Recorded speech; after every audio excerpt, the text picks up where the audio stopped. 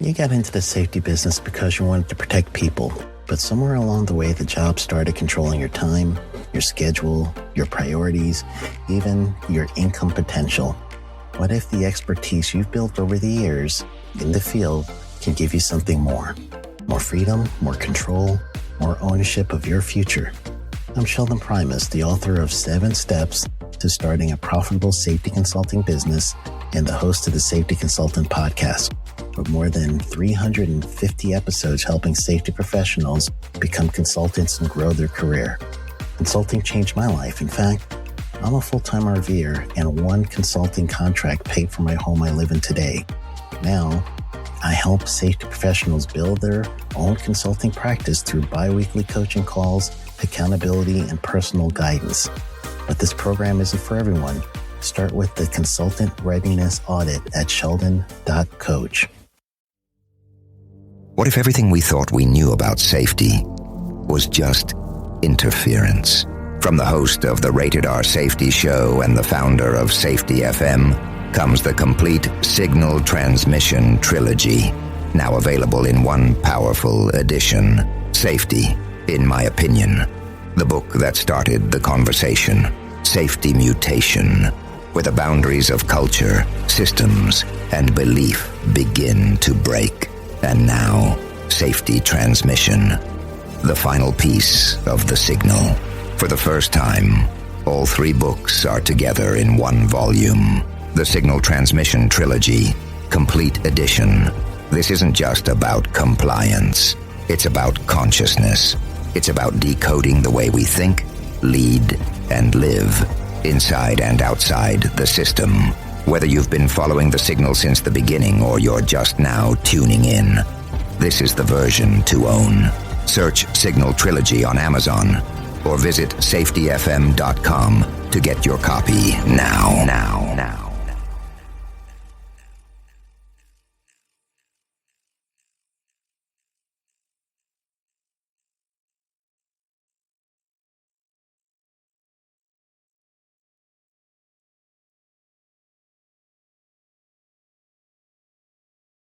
You got into the safety business because you wanted to protect people, but somewhere along the way the job started controlling your time, your schedule, your priorities, even your income potential. What if the expertise you've built over the years in the field can give you something more? More freedom, more control, more ownership of your future. I'm Sheldon Primus, the author of 7 Steps to Starting a Profitable Safety Consulting Business and the host of the Safety Consultant Podcast, with more than 350 episodes helping safety professionals become consultants and grow their career. Consulting changed my life. In fact, I'm a full-time RVer, and one consulting contract paid for my home I live in today. Now, I help safety professionals build their own consulting practice through bi-weekly coaching calls, accountability, and personal guidance. But this program isn't for everyone. Start with the Consultant Readiness Audit at sheldon.coach. What if everything we thought we knew about safety was just interference? From the host of the Rated R Safety Show and the founder of Safety FM comes the complete Signal Transmission Trilogy, now available in one powerful edition. Safety, in my opinion, the book that started the conversation. Safety Mutation, where the boundaries of culture, systems, and belief begin to break. And now, Safety Transmission, the final piece of the signal. For the first time, all 3 books are together in one volume. The Signal Transmission Trilogy, Complete Edition. This isn't just about compliance.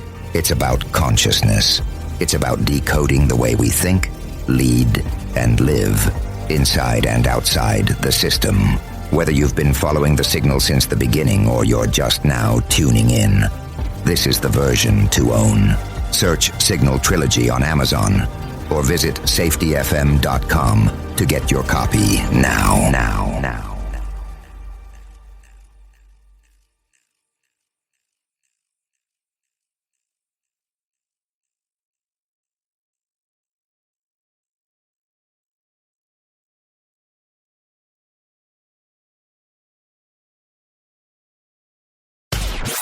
start using cutting-edge warp speed 5G technology with your cell phone. Let me tell you about my friends at mobilemobile.io. They have an ultra-fast 4G LTE and 5G network that covers 99% of Americans.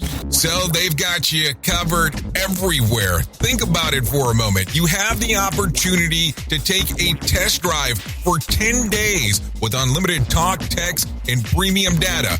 What is premium data? Premium data is an allotment of a cellular data that you receive from a higher priority on the network. You won't get throttled like you will with some of those, non-brand service providers. To find out more information, all you have to do is go to mobilemobile.io. That's mobilemobile.io to start your 10-day free trial.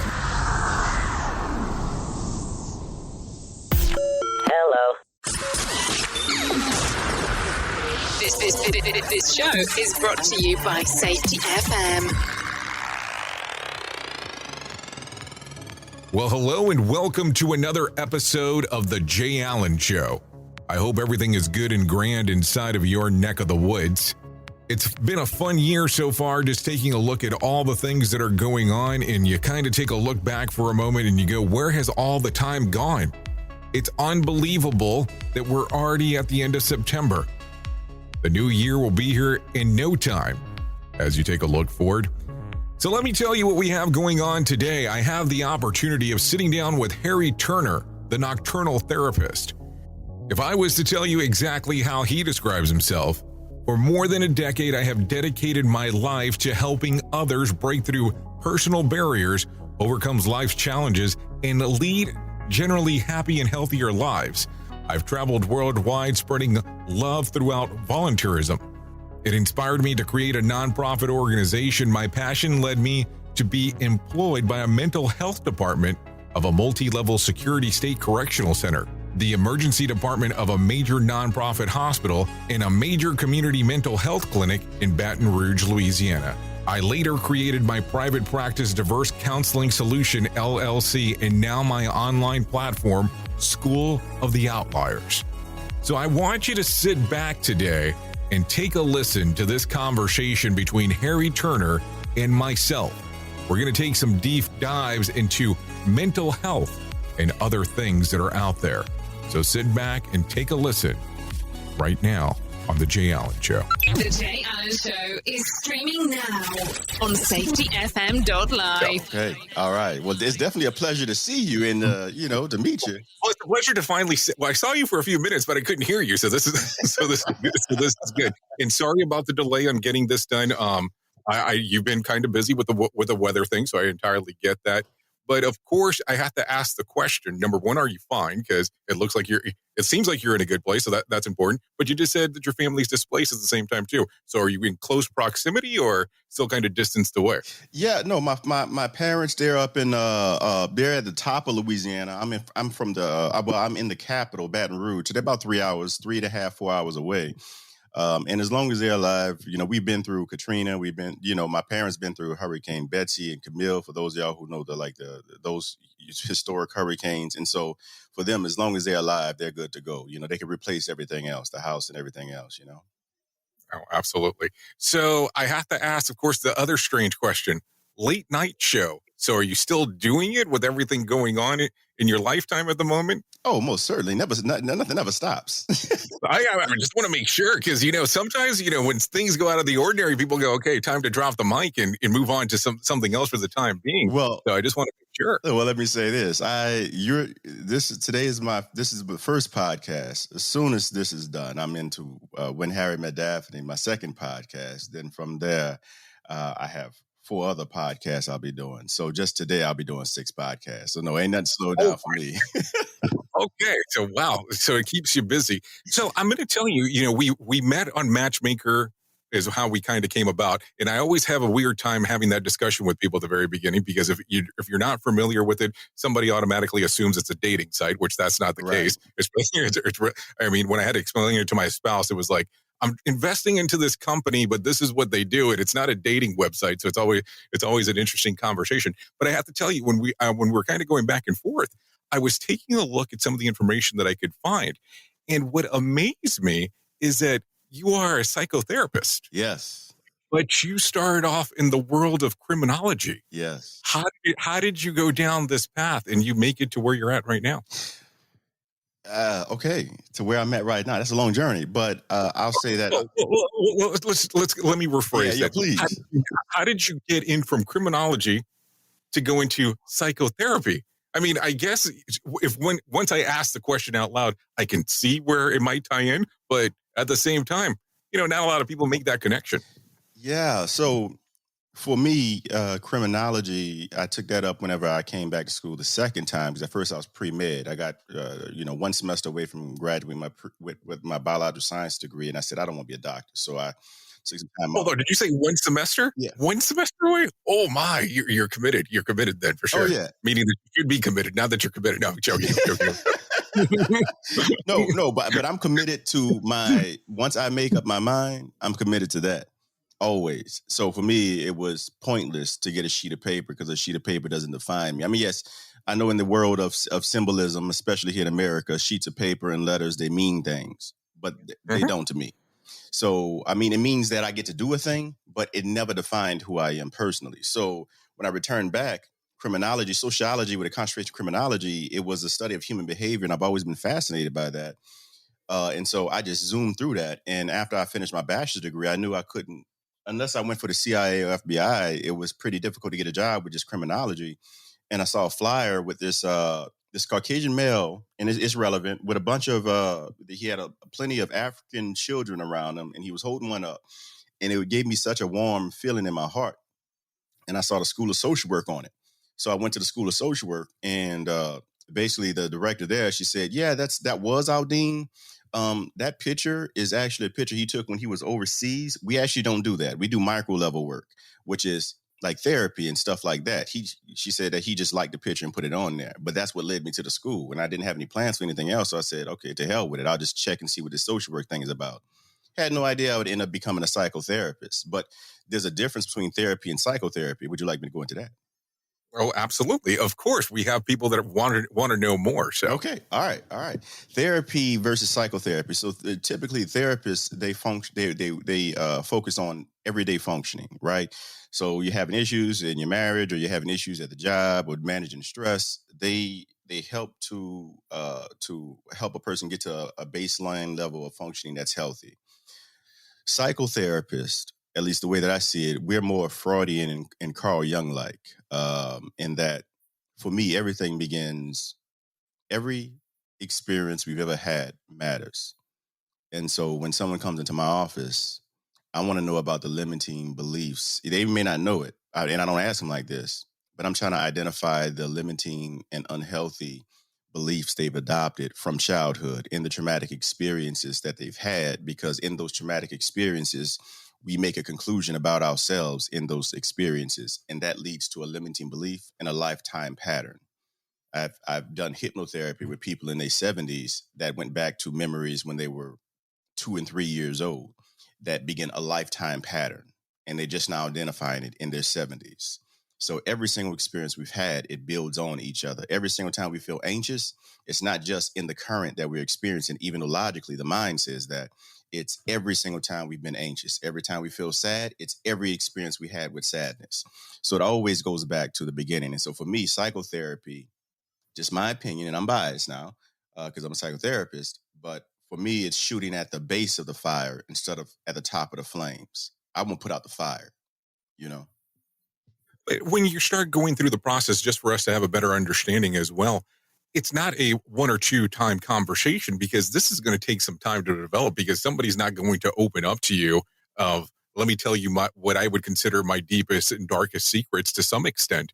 So what is the path that you normally would have to go down just to be able to get some of this information? Well, the same path that you will go down for anything else that you're intentional about learning. It takes time and dedication and diligence. But also, if you have a competent therapist, then they make things a lot easier. So oftentimes people come to my office at this point. People are coming to my office, and I've been studying human behavior so long that when they come into my office, they tell me a few sentences, and I can tell them their life story. And so that automatically makes a person feel much more comfortable with opening up. He's like, oh shit, well, he already knows anyway, like, I mean, Mhm. I tell him, I said, I'm not a psychic. I'm not, I can't see that. It's literally, we are much more programmed than we realize. We think that every single decision we make is an autonomous decision in which we're exercising 100% control. But rarely do we ever exercise our own individual autonomous control. And so it's understanding why. So let me ask the strange question here, because I say this all the time, so I want to get your opinion on it.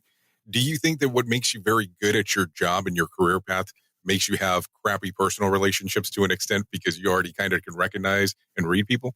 No, actually, my personal relationships are typically pretty rewarding, because the reading of people, for me, people are no more than an extension, a separate version and extension of myself. And so really the only reason we even Hold on, are you telling me I hang around crappy people? Jeez, thanks. I know, I'm just kidding.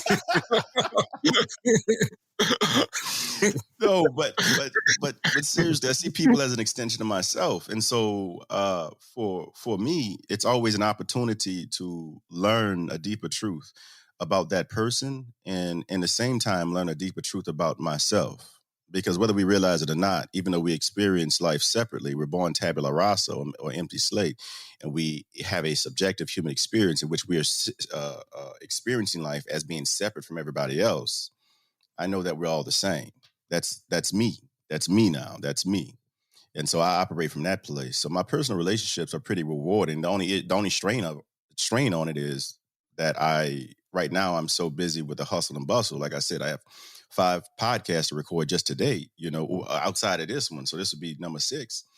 And I'm glad I'm starting off with this one because I have the most energy. And I had no idea I was going to have issues with my mic and everything. But yeah, man, as long as I have the time, or rather, as long as I am intentional about telling my time to spend time with my people, that's when my relationships are the most healthiest. But it's easy for me to get wrapped up in my mission and neglect those relationships.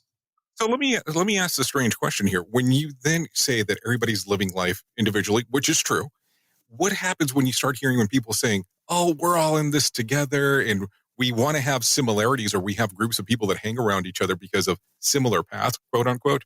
And based on what you're saying, it doesn't sound like that's the case in regards to we're all living in similar paths. We all go through our own individual journey. So how do you look at that? Yeah, we all go through our own individual journey, but we're all here to answer the same question, which is the who am I? And so that's where we have the commonality at. Whether we realize it or not, that's what we always answer. And when a person feels empty, when they become complacent, it's usually because they stop answering the question, who am I? It doesn't matter how much money you make. It doesn't matter what your sexual orientation is, what your gender is, what your ethnicity is. None of those things matter when it comes down to happiness. Happiness and peace and these higher emotions, they are in relation to how authentic we are being. Authenticity is tied to how closely in alignment we are with our values. Our values represent who we are in this place. The closest thing that represents who we are in this place of isness, where everything is and nothing is not.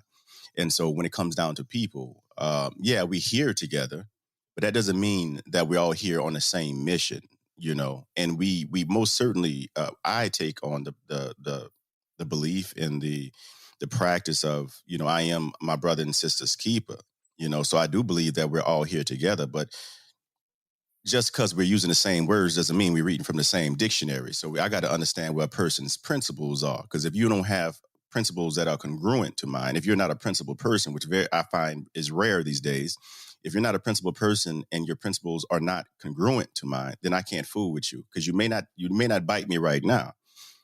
But at some point, when the squeeze happens, your principles will be expressed, which if you don't have any, they will be hedonistic in nature and selfish.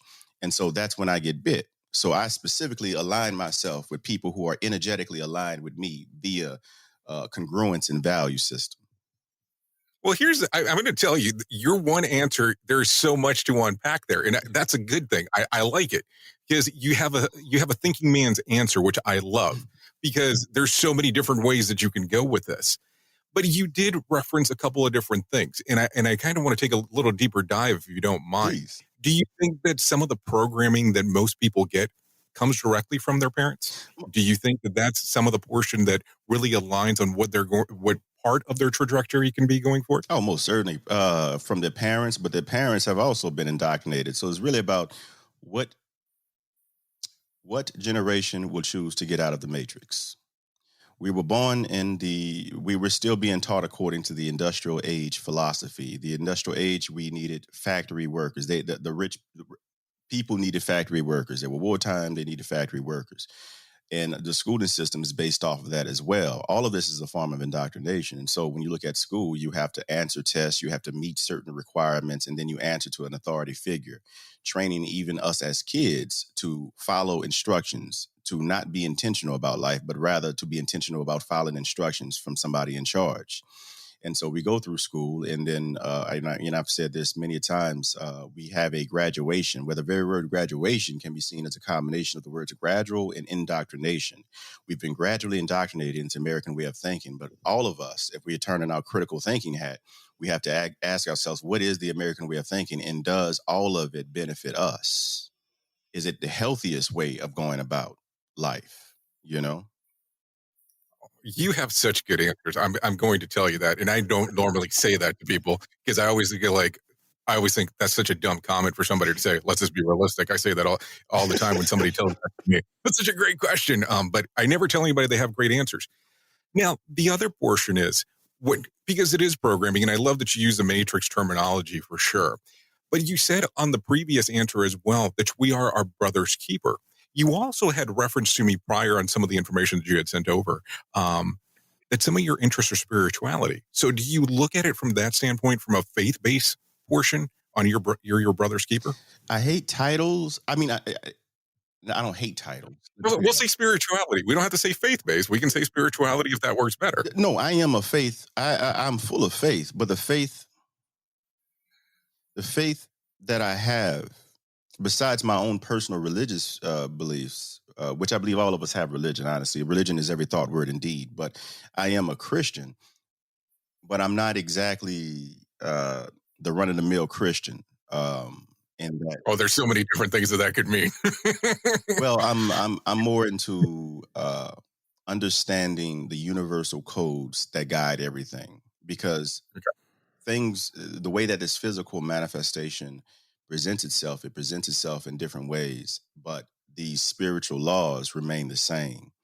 And so for me, I am my brother's keeper. That's part. Yeah, I do combine spirituality with what it is that I know. Science only goes so far. And even more so now, they're proving that because of quantum mechanics and what's being done via quantum mechanics and quantum physics. When you think about the superposition and you have an atom in multiple places at the same time. I mean, how close is that to the Christian concept of omnipresence? You know, like these things are being proven. And so I know that these spiritual truths have always been around, and that no matter what your belief system is, those that go deepest in their own understanding of this earth, they always come to the same conclusion. In Christianity, there's reap what you sow. In Buddhism, they may call it karma. And in science, or if you're strictly a science person, Sir Isaac Newton's third law of thermodynamics states for every action is an equal and opposite reaction. They're saying the same thing, just in different ways. When you go deeper in your knowledge, you always come to the same center. You know? This is the Jay Allen Show. There is a lot of misconceptions when it comes to the world of virtual private networks, or VPNs. Let me tell you real quick about my favorite VPN service, NordVPN. I hear people say all the time that VPNs have the reputation of slowing down your internet speed, but not with NordVPN. It's because they are the fastest VPN in the world. I don't have to sacrifice internet speed for better security. With NordVPN, my traffic is routed through a secure encrypted tunnel, which protects my data and privacy. I can also have NordVPN on up to 6 devices, so all my devices are protected. I will tell you, I have used NordVPN throughout all of North America and have never ran into an issue with the service. And now, for an exclusive offer for you, get up to 73% off of a 2-year plan plus 4 months for free. Yeah, you heard me right there. 4 months for free All you have to do to get this offer is go to nordvpn.com/safetyfm. That's nordvpn.com/safetyfm, or use code safetyfm at checkout. There is a 30-day money-back guarantee if NordVPN is not for you, so there's no risk whatsoever. It's the equivalent to buying a cup of coffee every month, a small price to pay for premium cybersecurity and access to vast amounts of entertainment. So go right now to nordvpn.com/safetyfm. That's nordvpn.com/safetyfm to get this special offer, or use the code safetyfm at checkout. Remember, 73% off for a 2-year plan plus 4 months for free. And we are back on the Jay Allen Show on Safety FM. It's great that you mentioned that, because there's not a lot of people that I'm able to sit around and have a conversation about quantum mechanics with, so I appreciate you actually bringing it up. And it's interesting because you almost stole exactly the same point that I was going to make. It's interesting when you take a look at the different, we'll say, forms of religions or faith, or however you want to base it, that there have some similarities. We can talk about what you were just referencing. We can talk about the flood if you want to do that as well, that there at some point there is something that's kind of even. So when you take a look and you look at the universal appeal to it, do you say that we're kind of all doing the same thing in a different sequence, but trying to get to the same destination? Yes. And some of us are much more skilled than others at doing so. When you see these gurus and, people like the Dalai Lama and whatnot, these people are not meant to be idols. And it's much easier. I would imagine it would be much less challenging to be a monk if I live in a monastery. It's not so easy to be a monk if I live in Baton Rouge and I'm trying to get to work and it's a high traffic time period and people are driving crazy on the road. You see, there's so many distractions throughout life. The only thing that I can rely on that's solid are my value system. So those who are authentic or have developed a skill of operating through their values. I'm not saying you need to move to a monastery, because I'm not living in a monastery. I still live through my values. What I'm saying is that it's about skillfully practicing living through your values. The moment that you don't do that, now you're being guided by the mind and what it wants, and the mind is only looking for threats. So it's operating based off of fears. The longest distance any of us will ever take is the distance between our head and our hearts. When you begin to operate from your heart space, now you can channel the mind. You can move through the mind and use the mind for what it's meant to be, which was a tool. The mind was created last, not first. The body is not an extension of the mind. The mind is an extension of the body. But it forgets that. And so it puts its priorities first, which are fear-based, always looking for threats, And that's why we have the tendency to want to hide ourselves instead of be our true, authentic self.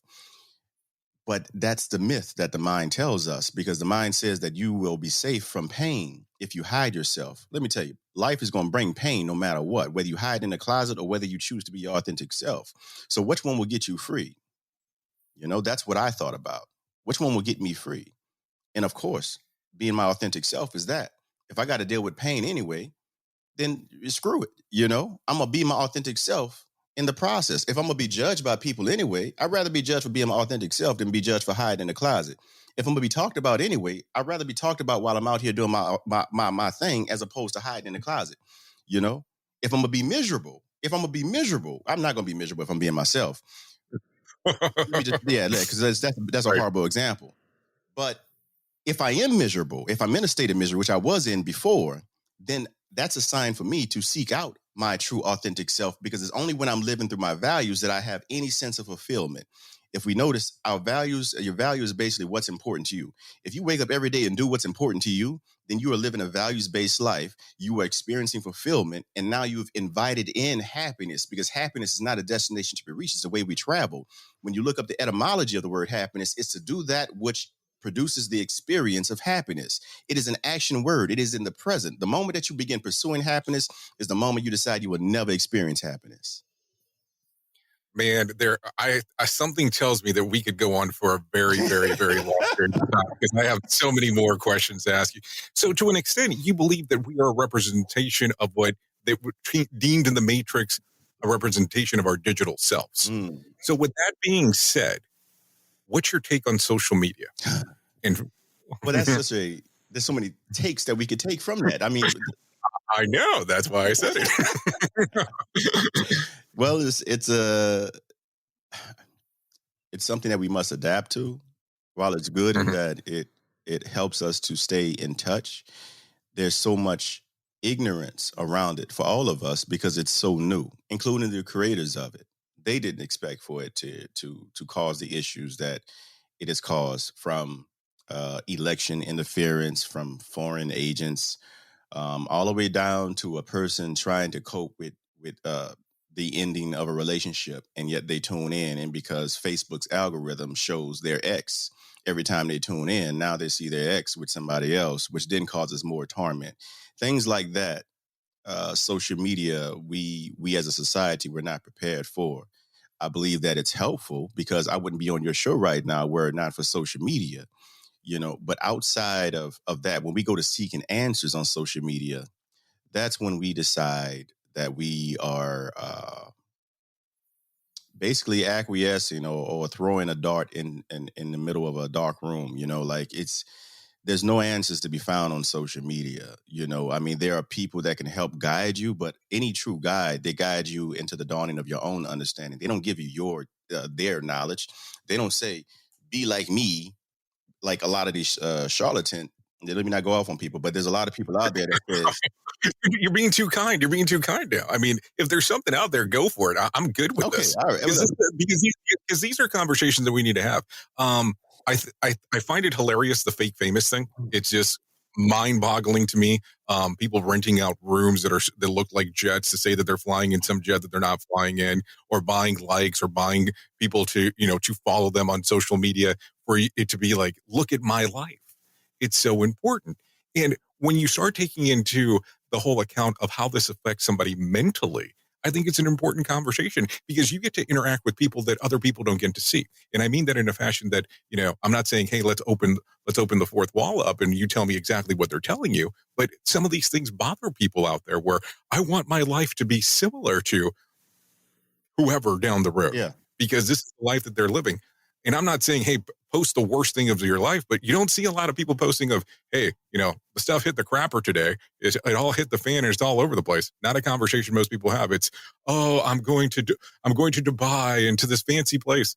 And that's not everyone's life. Mm-hmm. They want to see it that way. Mm-hmm. I've made a habit of, well, more so now I'm more business-like, so I just post a lot of things about my brand now, but I've always made a habit on social media of expressing all seasons of my heart because I'm a human being and I want to give them an image as if life is supposed to be nothing but pleasure. That's bullshit. Life isn't all about pleasure. That's hedonistic. The moment that you believe that life is all about pleasure, you know that you've completely lost yourself to the desires of the mind, which is hedonistic. Much of our growth and anything not growing is dead, and we should be growing to the day that we die. But much of our growth will be growing pains, not growing pleasures. If we don't adopt the mentality to lean into our discomfort based off of our values to grow through that pain, then we recycle that same situation again and again and again until we get some understanding. That's the reason why that pain is there. That pain is there because we ignored that understanding.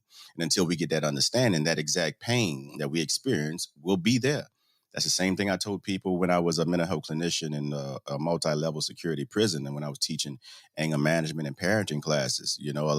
Some of the younger ones in particular, not the old. I love the old cats in the prison, but the younger ones in particular that just got in there with this cocky attitude. Yeah, I'm gonna do it. I'm gonna go out there and I'm just gonna do it better next time. I said, all right, dumbass. I'll see you in about 6 months after you get out. Sure enough, yeah. Either we get understand, and I don't mean to call anybody dumbass, but there's a I get it. There's a moment where it's needed. Yeah, I get it. There's that shock factor, I mean, and honestly, dumb, from my understanding, the word dumb means you can't learn. Stupid means that you refuse to learn. So really, he was being stupid and not dumb, But dumb is an antiquated word. It was an appropriate legal word at one point in time, but now it's inappropriate. But anyway, yeah, man. In this life, we get knowledge, or either we get understanding, or we get pain that's supposed to bring about understanding. And you mentioned something earlier about you mentioned about social media and the mental health impact of social media. Yeah, this facade, because we're all seeking to answer that question: who am I? And when you have these pseudo leaders coming out, renting out planes and whatnot, saying, hey, be like me. This is why values are so important. This is why principles are so important. So for anybody out there who's getting caught up in that, or somebody caught up in that, understand this. My favorite author, Khalil Gibran, he says, seek not to find the path to God, but rather seek to find God on your path. It's not about moving over here, switching up your entire life and doing what this person says you need to do so that you can be in a phony plane with the phony friends and everything else like them. It's not about that. It's about going deeper in what the hell you already know. I am a Christian. If I meet somebody who's atheist, I say, okay, that's great.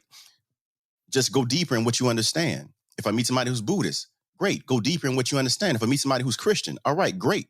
Go deeper in what you understand, because if you go deep enough, you will not be able to tell the difference between someone who's Buddhist versus someone who's Christian versus someone who's Hindu versus someone who's atheist. You will not be able to tell the difference between them, because just like the earth, if we dig long enough, we all reach the same center. And that's what the game is about. It's about answering that question, who am I? We find with each time that we answer that question, because it's never just, bam, that question is answered. It's a gradual process of answering that question. And so it's not about finding the truth, but these individual truths about ourselves.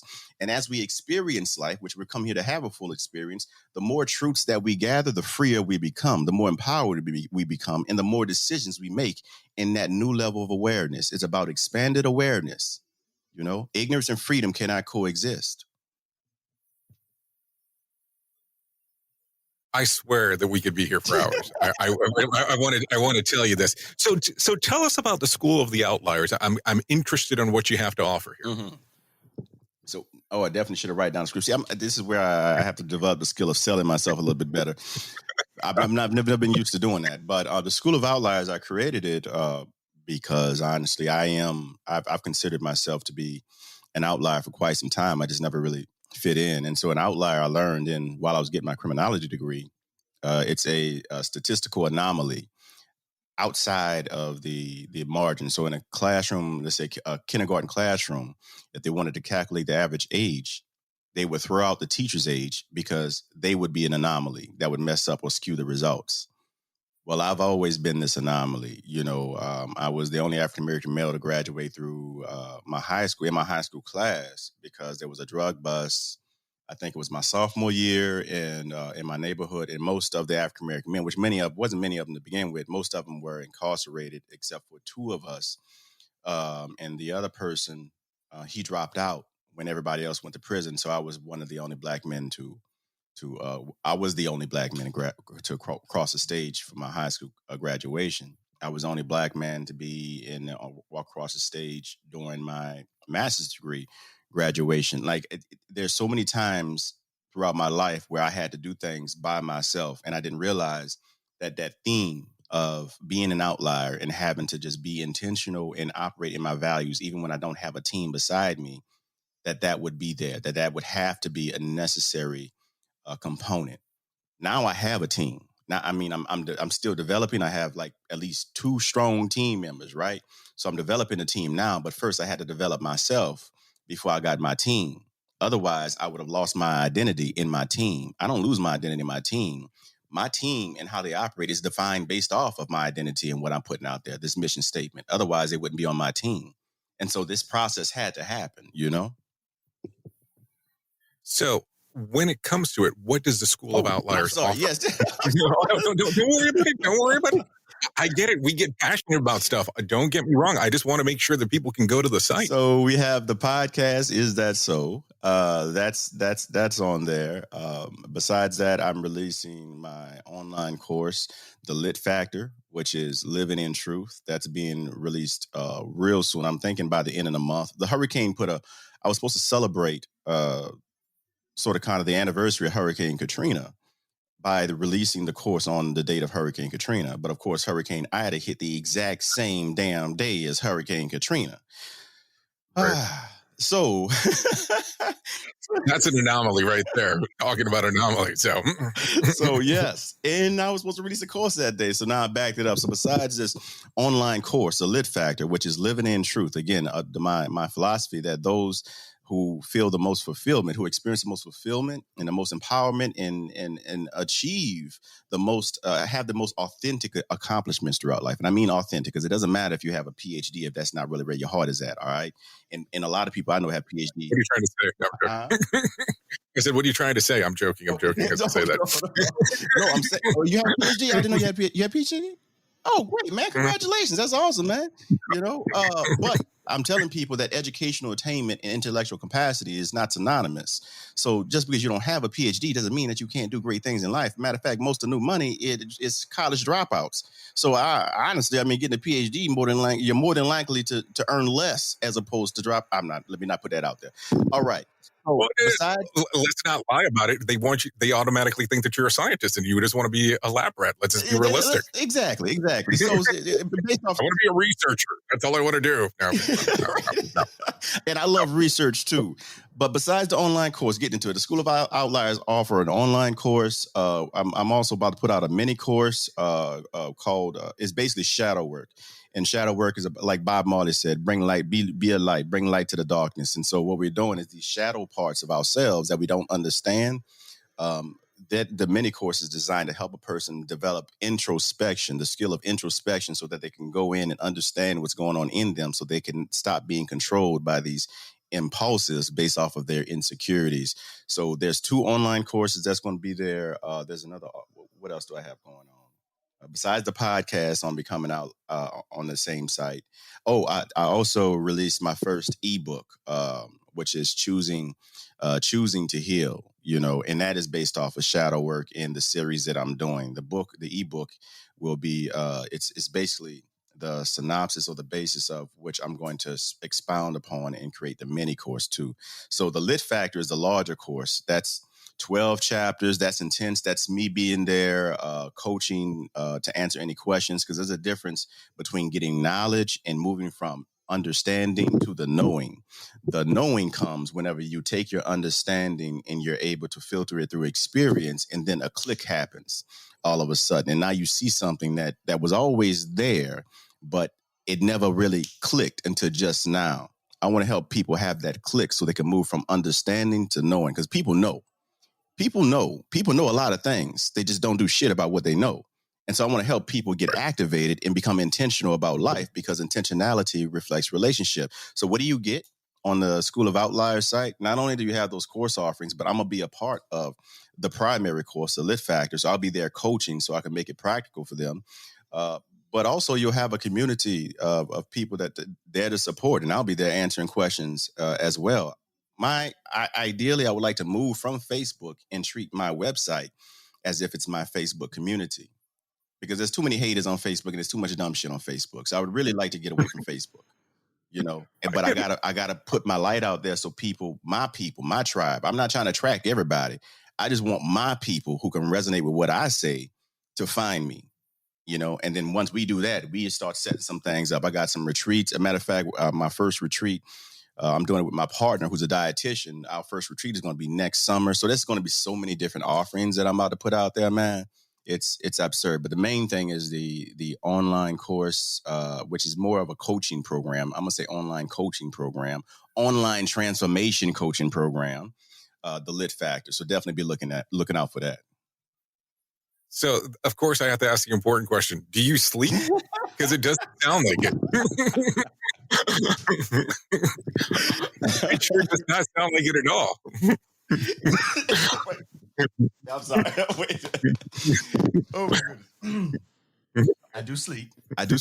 I'm just hungry, man. I'm hungry. God. And I've spent, when you realize how much time you spend hiding, and that's part of the process too, getting out of that, developing the courage to be unapologetically authentic. I am tired, and there's so many other people out there who are suffering. There's so much pain out there, and there's so many charlatans out there that are telling people this is how you get rid of your pain and your suffering. Be like me. Again, going back to the bullshit about, is it okay that I speak like this? Speak however you want. Yeah, getting back to the bullshit about renting out planes and whatnot to impress people and shit. And so people buy into that because what the eyes see and the ears hear, the mind believes. The mind, and before I go off on the mind, let me finish that. So my goal is to help people get free because I realize that the reason why there's so much animosity out there, why there's so much chaos, why we're doing so much harm, the killing, everything else, we always project what's inside of us. In my faith, the Pharisees try to holler at Jesus, like, yo, your people over here, they eating on the Sabbath. Like, they screwing up, yo. Like, that's a law. Jesus was like, yo, it's not what goes in your mouth, but what comes out of your mouth that makes a man unclean. And indeed, what we do is constantly, we don't realize we project outward what we have inside of us. And so that's on a mental, spiritual, energetic level. But on a physical level, because I believe that the physical is a manifestation of spiritual laws, think about it. When we ask to borrow a cup of sugar, we say, do you have a cup of sugar that I can borrow? A person must first possess that which you're seeking to receive from them. And so many a times we're seeking love and affection and attention and validation and self-worth from people who do not validate themselves, who do not have self-worth themselves. And so they can't give you what it is that you're looking for. So you're essentially going to a closed down restaurant, assuming that you're going to get fed. And we do it again and again and again. And so that's why the suffering continues, because the longer that you do that, the pain increases, because that's deprivation. Deprivation is to be the pain of not having a need met for an extended period of time, which then leads to compulsion. Compulsion is when we behave in an inauthentic manner, inauthentic manner, because we're in a fight or flight stage, because now we're in a state of desperation from all of that deprivation. So how do we get free from that? Is by choosing to be authentic, to choose to live through our values, no matter the cost. Understand that sometimes you will experience pain because of your values, but your pain is not less wondrous than your joy. The sweet ain't sweet without the bitter, And so we've come here to have a full human experience. There are people who are affluent, who are wealthy, and we look at them and we go, man, they got it made. But yet the suicide rates are highest among affluent white men. Why? They're at the top of the food chain, people. Why the suicide rates, if they're so happy, why the suicide rates are the happiest among affluent white men? It's because life is not about how much money you have in your goddamn purse. Life is not about that. It's not about how many people you can buy, how much coke you can snort, how many friends you can buy, how big of a brush job you can make for your wife, whatever it is, your mistress. It's not about that. Life is about how authentic, how true are you being to yourself. It's about living in your truth. The moment that you decide to live in your truth, not somebody else's, not your parents, not what you've inherited, but move back to being who you are inherently. When you move back to that, now you become lit up for life. Now you got something to represent. Now you got a message, And that's where I'm at. And that's what the Lit Factor is about. That's what my online coaching course is about. I have to tell you, I love it. Harry, you have to guarantee me this will not be the first and last. We have to do this again. Most certainly, man. Hey, it's a pleasure. We at that time? We're at that time. So, but here's the thing. You're going to have to come back. You're definitely going to have to come back. I appreciate you coming on to the show. Want more of The Jay Allen Show? Go to safetyfm.com. The views and opinions expressed on this podcast are those of the host and its guest and do not necessarily reflect the official policy or position of the company. Examples of analysis discussed within this podcast are only examples. They should not be utilized in the real world as the only solution available, as they are based only on very limited and dated open source information. Assumptions made within this analysis are not reflective of the position of the company. No part of this podcast may be reproduced, stored in a retrieval system, or transmitted in any form or by any means, mechanical, electronic, recording, or otherwise, without prior written permission of the creator of the podcast, Jay Allen. So do you feel like you're missing out on what everyone is starting to do now, that live streaming thing, and you don't know where to start or what to do? I have the resource and the information to provide to you in regards on how you can stream onto 40 social media platforms all at one time. Yes, that's 40 social media platforms all at one time.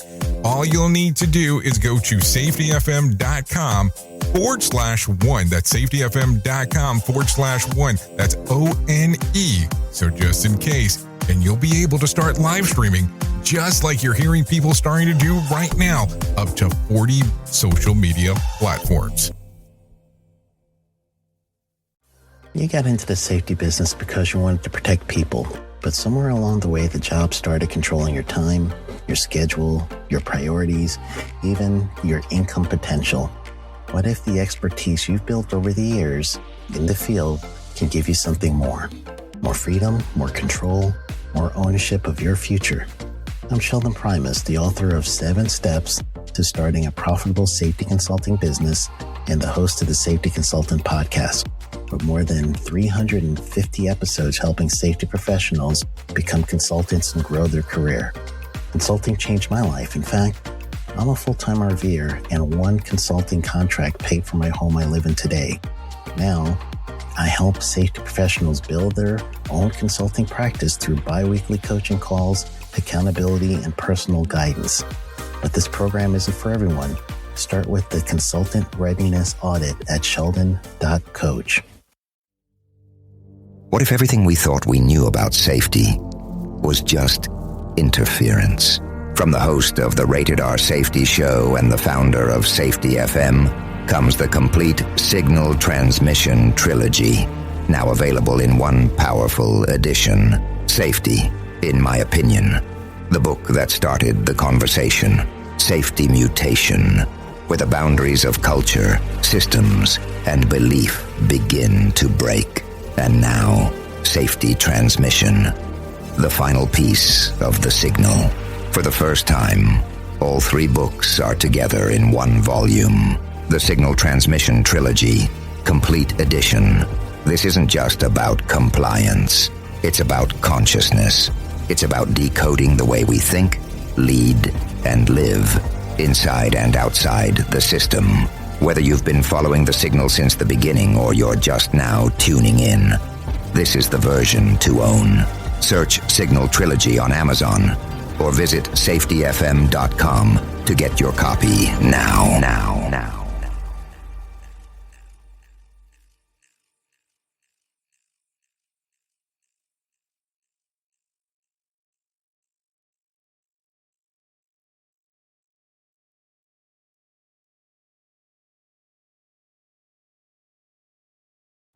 You got into the safety business because you wanted to protect people, but somewhere along the way, the job started controlling your time, your schedule, your priorities, even your income potential. What if the expertise you've built over the years in the field can give you something more? More freedom, more control, more ownership of your future. I'm Sheldon Primus, the author of 7 Steps to Starting a Profitable Safety Consulting Business and the host of the Safety Consultant Podcast, with more than 350 episodes helping safety professionals become consultants and grow their career. Consulting changed my life. In fact, I'm a full-time RVer, and one consulting contract paid for my home I live in today. Now, I help safety professionals build their own consulting practice through bi-weekly coaching calls, accountability, and personal guidance. But this program isn't for everyone. Start with the Consultant Readiness Audit at sheldon.coach. What if everything we thought we knew about safety was just interference? From the host of the Rated R Safety Show and the founder of Safety FM comes the complete signal transmission trilogy, now available in one powerful edition. Safety, in my opinion, the book that started the conversation. Safety Mutation, where the boundaries of culture, systems, and belief begin to break. And now, Safety Transmission, the final piece of the signal. For the first time, all 3 books are together in one volume. The Signal Transmission Trilogy, Complete Edition. This isn't just about compliance. It's about consciousness. It's about decoding the way we think, lead, and live, inside and outside the system. Whether you've been following the signal since the beginning or you're just now tuning in, this is the version to own. Search Signal Trilogy on Amazon or visit safetyfm.com to get your copy now.